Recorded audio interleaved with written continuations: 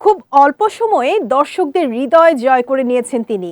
নাটক, ওয়েব সিরিজের পাশাপাশি বড় পর্দায় কাজ করেও দর্শক মহলে পেয়েছেন প্রশংসা। অভিনয় গুণের পাশাপাশি তার ব্যক্তিত্ব, চিন্তাধারা ও পোশাক আশাকের রুচির জন্য তিনি প্রশংসিত। বলছি অভিনেত্রী আয়েশা খানের কথা। সম্প্রতি এক সাক্ষাৎকারে নিজের পোশাক আশাক নিয়ে কথা বলতে শোনা যায় আয়েশাকে। সেখানে অভিনেত্রী নিজেকে সেই পুরনো দিনের মানুষের সঙ্গে তুলনা করেন। আয়েশার কথায়, আমি খুবই ব্যাকডেটেড একটা মানুষ, একটুও ফ্যাশনেবল কিংবা ফ্যাশন সচেতনও না। আমার কাছে মনে হয় আমি যা পরে কমফোর্টেবল, আমি যা ক্যারি করতে পারবো, আমি সে ধরনের পোশাক মেকআপ পরিধান করতে পছন্দ করি। আয়েশা খান আরও বলেন, এখন অনেকে ট্রেন্ড ফলো করে, আমি কখনোই ট্রেন্ডি ছিলাম না, কখনো স্রোতে গা ভাসাইনি। আমার শুধু মনে হতো আমার এই জামাটাতে ভালো লাগছে, আমি এটাই পরবো।